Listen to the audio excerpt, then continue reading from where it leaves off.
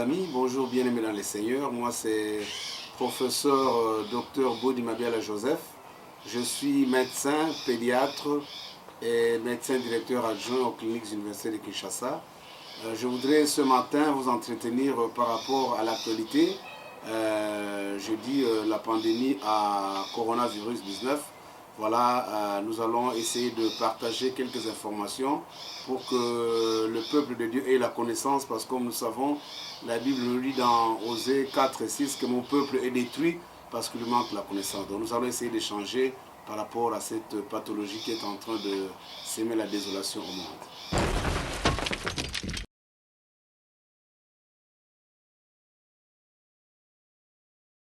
Une pandémie, c'est une maladie qui se répand sur plusieurs pays en peu de temps. En principe, quand on parle de l'endémie, l'endémie c'est une maladie qui existe pendant longtemps, comme la malaria, c'est une endémie, la tuberculose c'est une endémie, mais une épidémie, c'est lorsque plusieurs personnes attrapent la maladie en peu de temps à un endroit précis. Mais lorsque l'épidémie traverse les frontières, comme maintenant l'épidémie se retrouve dans pratiquement tous les continents, à ce moment-là, ce n'est plus une épidémie, ça devient une pandémie. Alors, le coronavirus, comme vous êtes en train de l'apprendre partout, c'est un virus. Je dois souligner qu'en 2002, ce virus avait été aussi, a fait aussi une épidémie en Chine toujours. En 2012, c'était en Moyen-Orient. Et maintenant, en 2019, c'est encore en Chine. C'est donc un virus qui a été découvert en Chine parce qu'on avait constaté au mois de décembre qu'il y avait beaucoup de cas de pneumonie dans une ville, Wuhan, qui est la capitale de la province de Hubei, en Chine centrale. On avait constaté beaucoup de cas de pneumonie et mortels. Beaucoup mouraient de cette pneumonie. Alors ça a attiré quand même la curiosité de scientifiques pour savoir ce qui se passe. Et on s'est rendu effectivement compte que c'est le coronavirus. Ce virus qu'on avait identifié dans le pangolin, qui est un animal qui est suffisamment consommé dans cette ville-là, parce que c'est une ville spécialisée dans la vente des animaux. Et donc on a constaté que le virus qu'on a isolé chez les pangolins était pratiquement le même virus qu'on a isolé chez les malades qui ont fait cette pneumonie. Et donc on a conclu effectivement que c'était ça la cause de cette maladie.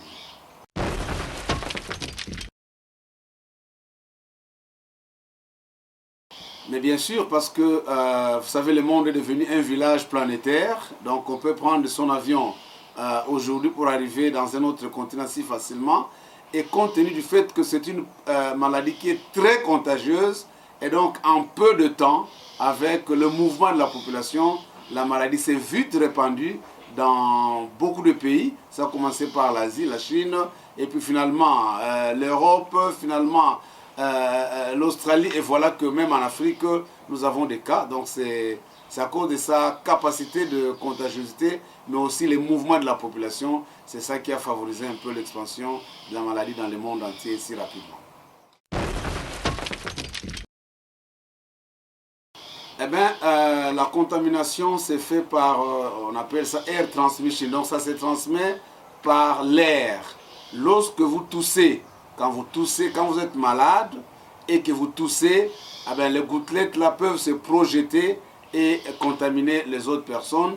Ou quand vous éternuez, vous faites itchy, eh bien, ces gouttelettes là permettent la transmission. Mais aussi, lorsque vous êtes en contact avec un objet qui est contaminé, un objet qui est essuyé par le virus, et que vous portez votre main vers les yeux, vers le nez, vers la bouche, voilà comment la maladie est en train de se contaminer très rapidement.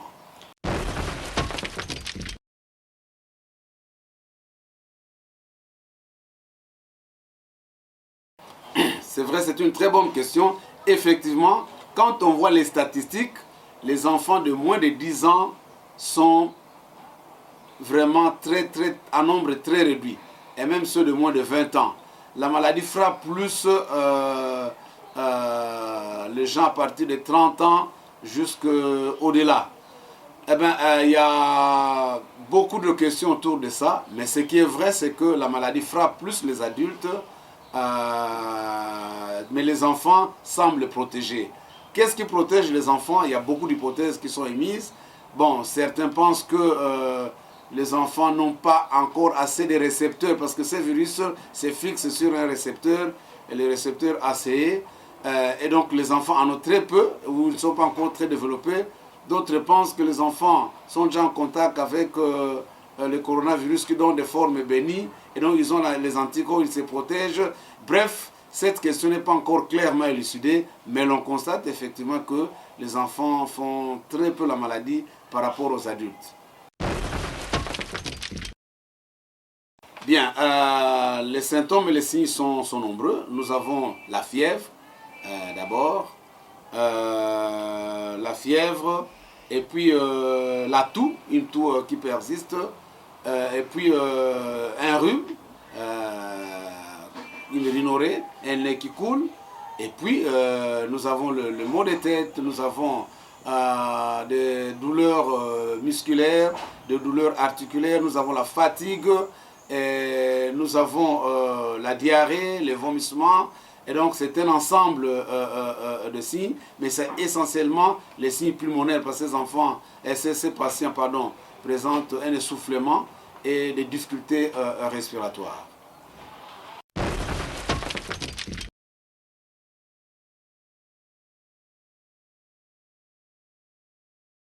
Bien, les méthodes de prévention, ce sont les méthodes classiques d'hygiène. Essentiellement, le lavage de mains avec du savon.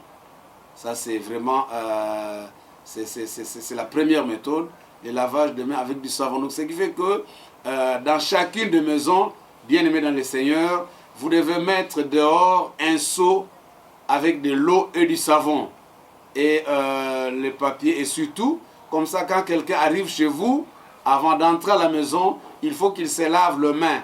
Il faut qu'il se lave les mains, parce que ça, c'est la première méthode. Deuxièmement, c'est l'usage des solutions hydroalcooliques qu'il faut avoir dans ses poches. Et il faut toutes les 20-30 minutes essayer de stériliser les mains avec ce produit-là. Mais il faut savoir que ces produits-là peuvent tuer le virus, mais gardent le virus à la main. Donc, ce qui fait que le lavage de main est l'idéal. Mais aussi, quand on doit parler avec quelqu'un, il faut se mettre à au moins 1 mètre. Parce que quand on éternue ou quand on tousse, les gouttelettes là peuvent aller à 1 mètre au-delà. Donc, il faut éviter de se mettre à côté de quelqu'un, surtout quand la personne tousse.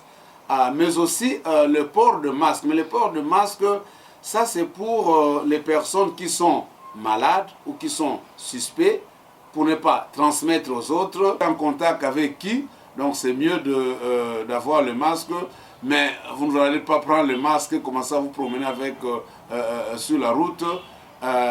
Autre chose, il faut éviter les attroupements, là où il y a beaucoup de gens, parce que ça va faciliter la contamination, parce que vous ne savez pas qui était en contact avec une personne qui est malade, et on recommande que les gens restent chez eux. Hein, les anglophones appellent ça « stay home ». Il faut rester à la maison, parce que quand on reste à la maison, on réduit la possibilité de rencontrer les personnes infectées, et donc ça, ça protège. Donc vraiment, vous ne devez sortir que quand c'est nécessaire. Sinon, il faut rester chez soi à la maison. C'est ça qui nous permet de nous protéger contre cette pandémie qui est en train de tuer et qui est en train de s'aimer vraiment la désolation au monde. À quel pourcentage peut-on estimer la guérison?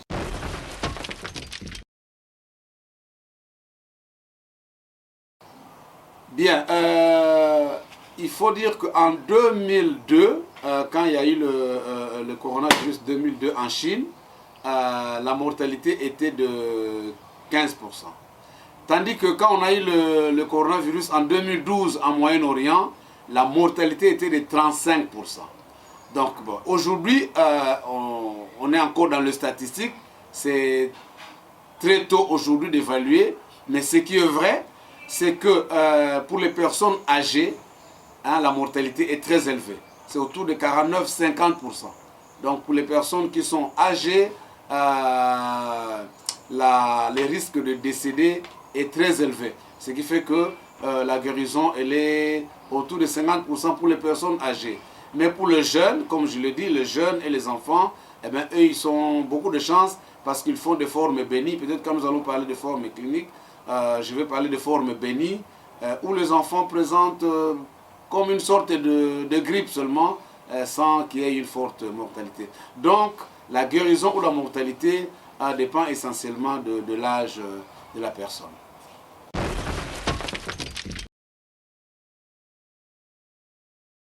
Bon, un médicament, vous savez, les maladies virales n'ont toujours pas de médicaments spécifiques. Aujourd'hui, il y a des protocoles. Hein, il y a des protocoles où on a mis les antiviraux. Il y a des protocoles où on a la chloroquine. Il y a des protocoles où on a des immunomodulateurs comme les interférons. Il y a des protocoles où on associe les antibiotiques parce qu'on peut avoir des surinfections bactériennes. Mais pour notre pays, nous prenons les protocoles où il y a la chloroquine, où il y a l'azithromycine, où il y a la vitamine C, et puis les paracétamol en cas de fièvre ou des antitussifs en fonction de l'expression clinique. Donc, il n'y a pas un médicament précis, hein, comme on sait que tel antibiotique peut agir sur telle bactérie, que tel antipaludique peut agir sur telle espèce plasmodiale. Ici, vraiment, ce sont des protocoles qu'on essaie d'appliquer dans chaque pays pour essayer de faire face à cette maladie. Mais il n'y a pas un médicament précis pour soigner le coronavirus.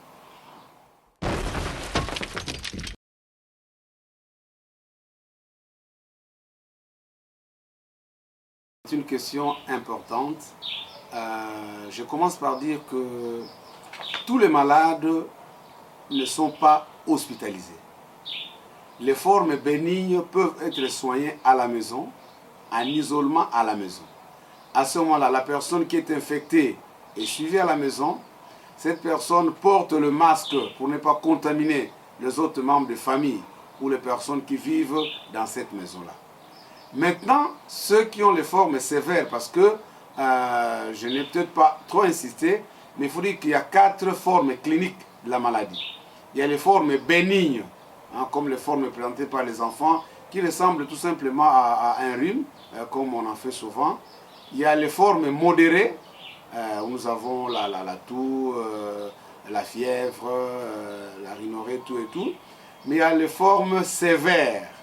Les formes sévères, ce sont ces formes où vous avez un tableau important de détresse respiratoire, de difficultés respiratoires, ainsi que la forme critique. La forme critique, c'est elle qui est plus observée chez les vieillards. Parce que vous savez que ces virus, essentiellement, ils se fixent au niveau des cellules pulmonaires et entraînent une inflammation du poumon qui va gêner les échanges gazeux au niveau pulmonaire. Et c'est ça qui donne le tableau sévère de détresse respiratoire. Donc, les formes qu'on hospitalise, c'est à partir de la forme modérée, la forme sévère et la forme critique. Parce que la forme sévère va exiger qu'on mette les malades sous respiration assistée. Il faut qu'on les mette sous respirateur. On doit l'assister parce que ses poumons sont suffisamment détruits et il ne peut pas lui-même respirer correctement. Ainsi que les formes critiques observées chez les vieillards qui souvent ne pardonnent pas. Alors maintenant, pourquoi il faut isoler les malades? Il faut isoler les malades parce que à partir du 3e au 5e jour de la maladie, la personne commence à excréter le virus. Donc il devient contagieux. Et cette contagion dure environ 20 jours. Et les études ont montré que ça peut aller jusqu'à 37 jours. Donc, pendant le 20 jours ou le 37 jours, cette personne est capable de transmettre la maladie à d'autres personnes. Donc, ce qui fait que si la personne n'est pas isolée, alors elle va continuer à transmettre la maladie. C'est la raison pour laquelle il faut isoler. C'est ainsi que nous donnons l'information pour que les gens aient la connaissance. Parce que quand on a la connaissance, on saura bien se protéger. 2, on saura protéger les autres. Mais aussi, on peut suspecter un cas en famille. À ce moment-là, on peut appeler, il y a des numéros, essentiellement des l'INRB, pour appeler afin que l'équipe qui est chargée de faire les prélèvements vienne faire les prélèvements pour confirmer ou infirmer la maladie. Donc l'isolement est très important. C'est comme ça que vous voyez que dans le monde entier, on parle du confinement. Mais c'est parce qu'il faut que les gens restent à la maison. Quand on reste à la maison, on réduit la possibilité de transmettre la maladie, mais on réduit aussi la possibilité de contracter la maladie. Donc l'isolement pour cette maladie est très important. C'est comme ça que quand quelqu'un est suspect, on le met en quarantaine. Mais c'est tout simplement dire qu'on isole la personne parce que le temps d'incubation est estimé à environ 14 jours. C'est vrai que ça varie entre 2 jusqu'à 10 jours, mais on pense que les 14 jours, c'est le maximum de temps pendant lesquels la personne va commencer à présenter des signes. Donc pendant ce temps, la personne est isolée pour que si 14 jours après, il ne développe pas la maladie, on peut se dire que la personne n'a pas été contaminée.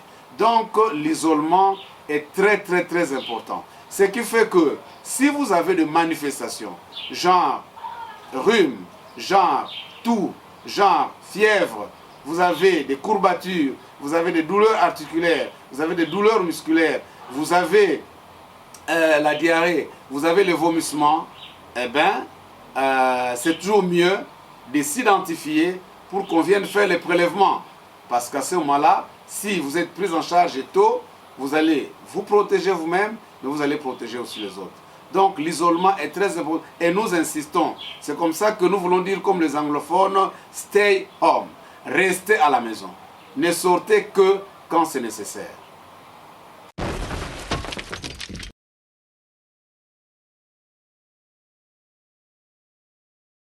C'est vrai que la peur, c'est un sentiment naturel. C'est un sentiment naturel. Devant un danger, on a peur. Quand il y a un chien qui vous poursuit, vous avez peur. Quand il fait sombre, vous avez peur. Mais il faut savoir que la peur augmente le stress et le stress diminue l'immunité. Et donc, ça ne vaut pas la peine de se stresser pendant ce temps parce que nous allons affaiblir notre immunité. Plutôt, nous devons nous dire qu'est-ce que nous devons faire pour nous protéger. C'est ça qui est important. Qu'est-ce que je dois faire pour me protéger? Qu'est-ce que je dois faire pour protéger ma famille? Parce que la peur, je me rappelle toujours c'est que Pasteur Sita nous disait que les plaintes, les murmures, la peur sont inutiles et nuisibles. Ça ne va pas nous aider à résoudre les problèmes. Plutôt, nous devons nous dire, nous avons l'information, qu'est-ce que nous devons faire pour nous protéger?